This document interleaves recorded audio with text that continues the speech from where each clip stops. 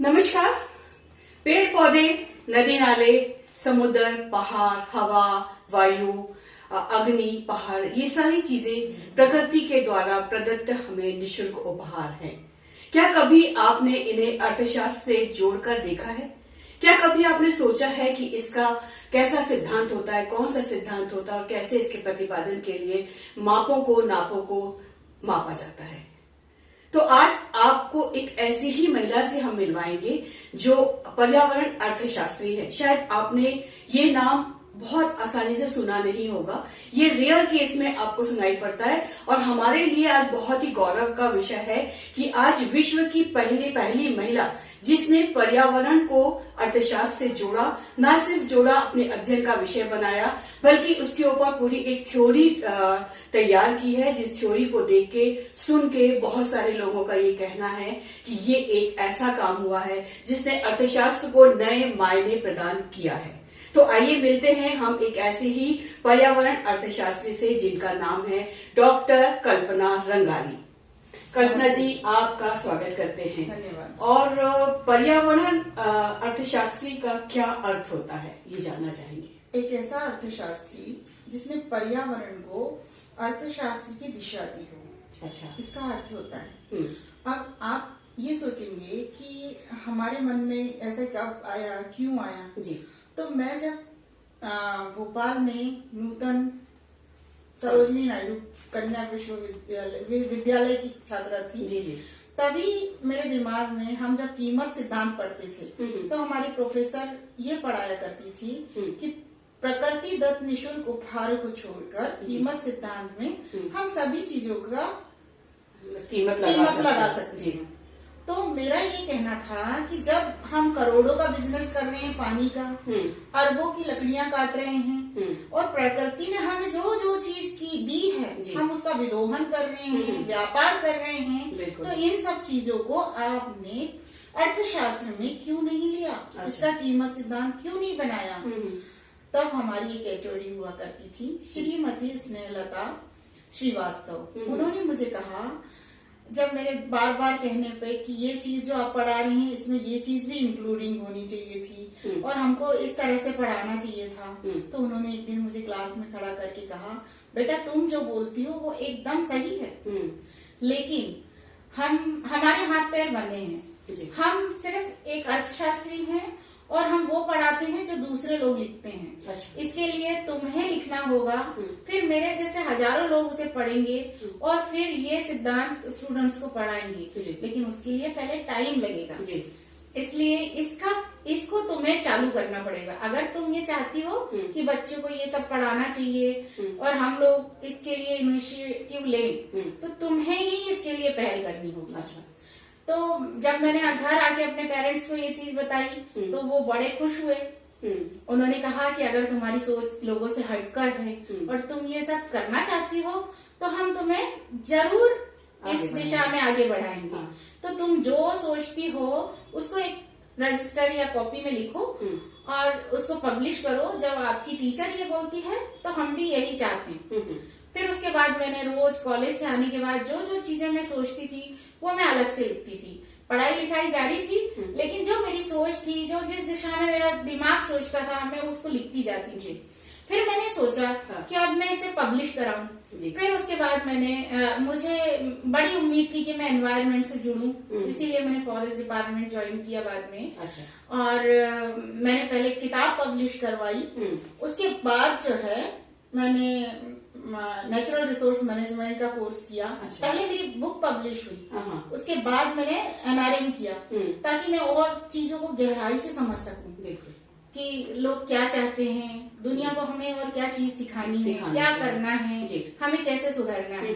जैसे आपने बताया कि आप पर्यावरण प्रकृति से जुड़ के और उसके एक अलग पहलू को लोगों तक पहुंचाना चाह रही थी, तो क्या सूर्य, धरती, प्रकाश, इसको भी हम अर्थशास्त्र से जोड़ते हैं? हाँ, क्यों नहीं। अगर आज सूर्य नहीं निकलेगा तो लोग ठंड से सिकुड़ जाएंगे और सिकुड़ेंगे। आज सूर्य कितनी चीज प्रकृति में दे रहा है। सूर्य से हम बिजली पैदा कर रहे हैं, हवा से हम बिजली पैदा कर रहे हैं, पानी के फ्लो से हम बिजली पैदा पैदा कर सकते हैं। तो क्या पानी की फ्लो, पानी की हर चीज की आंतरिक कीमत होती है। आंतरिक कीमत यानी वो बहुत, हर चीज जो है प्रकृति ने हमें दी है, भगवान ने हमें दी है। भगवान ने हमारी धरती को हजारों करोड़ों लाखों अरबों रुपए की संपत्ति दी है, और भारत को तो भगवान ने इतना सक्षम बनाया है कि कहीं बर्फ है, कहीं पानी है, कहीं मिट्टी के अंदर कोयला है, कहीं तांबा है, कहीं सोना है, क्या क्या नहीं है हमारी धरती पे।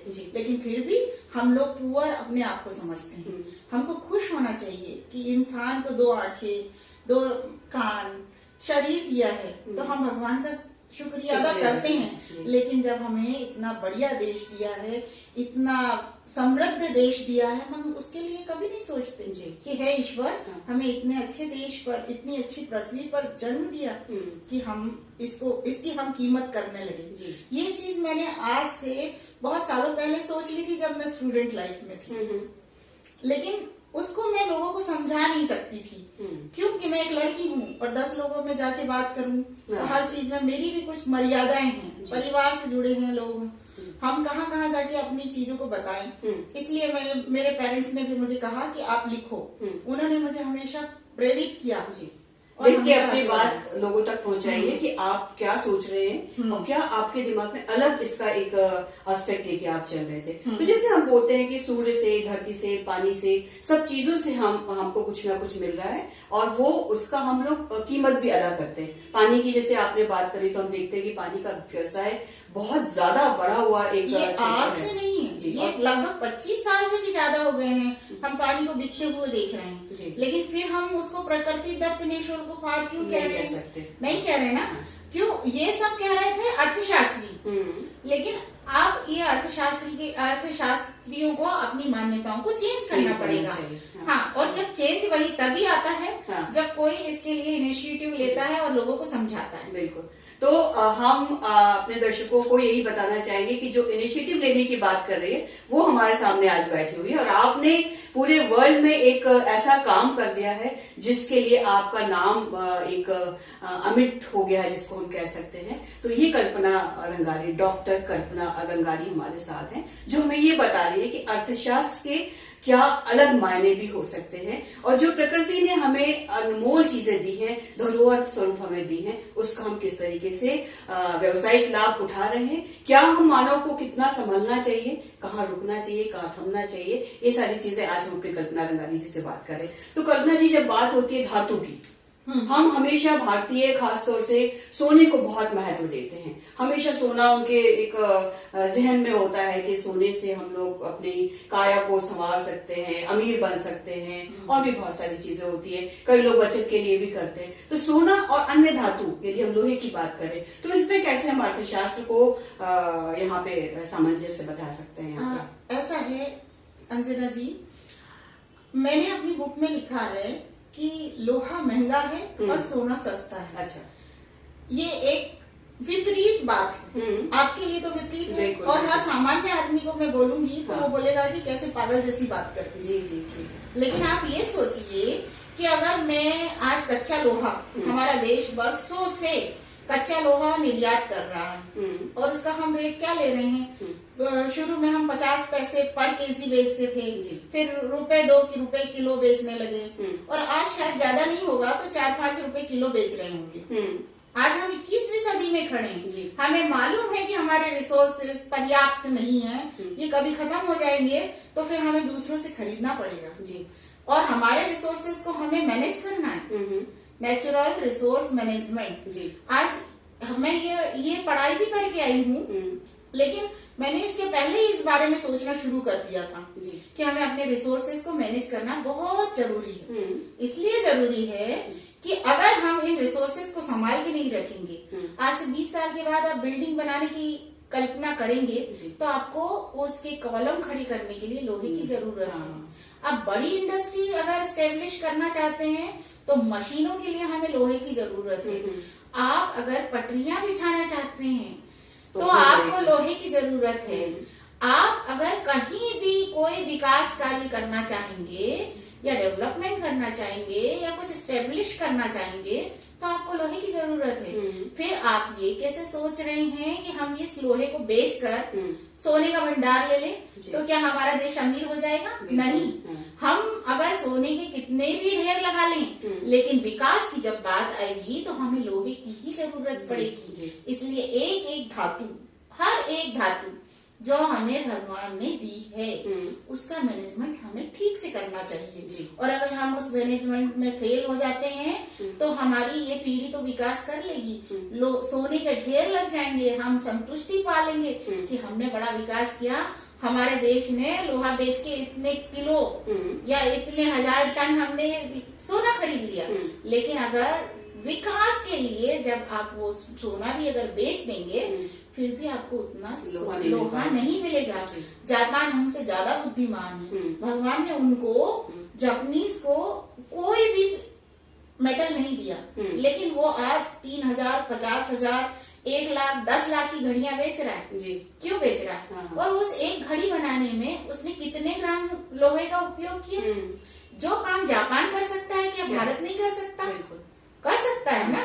फिर हम इतने सस्ते में उनको लोहा क्यों निर्यात कर रहे हैं? जी, तो आपको यहाँ पर एक बहुत ही अच्छा उदाहरण इन्होंने दिया है। तो ये हम आत्मनिर्भर भारत की जब इतनी जोरदार पुरजोर आवाज से ये बात लगातार कहते जा रहे हैं कि भारत को आत्मनिर्भर बनना है, तो ये एक ऐसा नायाब उदाहरण इन्होंने हमें दिया है जिसकी दिशा में यदि हम लोग सही तरीके से काम करेंगे तो आत्मनिर्भर भारत की दिशा में एक नई पहल हो जाएगी। मैं सही कह रही हूँ? आत्मनिर्भर भारत से क्या अगर आत्मनिर्भर भारत बनाना है तो पैर काट के नहीं बना सकते। हम अपने पैर काट रहे हैं और आत्मनिर्भर बनने की बात कर रहे हैं। ठीक है, तो हमें पहले हर चीज को, हर प्रकृति की चीजों को, हर चीज को हमें ये समझना है कि ये बहुमूल्य है, इसका बहुत हमारे जीवन में महत्व है। तभी हम जाके विकास कर सकते हैं, तभी हम आत्मनिर्भर बन सकते हैं। बिल्कुल बिल्कुल। तो हमारे दर्शकों से आप क्या कहना चाहेंगे कि एक पर्यावरण अर्थशास्त्री होने के नाते क्या जिम्मेदारी आम लोगों की है? आम लोगों को हर चीज को समझना चाहिए। जैसे एक मैं महिला हूँ, मैं घर में खाना बना रही हूँ, तो मैं जो खाना बना रही हूँ, तो अगर मैं उसकी जगह बाई रखूंगी तो 3000 रुपए दूंगी खाना बनाने के लिए। तो मेरी अगर वो हर घर गृहिणी काम कर रही है तो वो भी जो है उसके काम की उपयोगिता है, उसको रेस्पेक्ट दीजिए। और हर चीज को अगर आप सोचेंगे कि ये मेरे लिए उपयोगी है, ये चीज फालतू है, पत्थर भी अगर है तो वो अगर रास्ते में पड़ा है तो आपको फालतू लगता है, लेकिन वो भी कीमती है, एक दिन उसका भी काम आ सकता है। जब हम बिल्डिंग बनाएंगे, कोई भी चीज, मान लीजिए उसको एक चबूतरा बनाया, उस पे 10 लोग बैठ रहे हैं मगर बड़ा आराम मिल रहा है, तो वो जो आराम है, वो जो उस पेड़ पत्थर की उपयोगिता है, पेड़ की उपयोगिता है, पानी की उपयोगिता है, इन सब चीजों की उपयोगिता को समझो। हर चीज के अंदर आंतरिक मूल्य होता है। और उस आंतरिक मूल्य की जब तक हमें जरूरत नहीं पड़ती, हम उसके मूल्य को नकार देते हैं कि इसकी तो कोई जरूरत ही नहीं। लेकिन हर चीज की जरूरत है,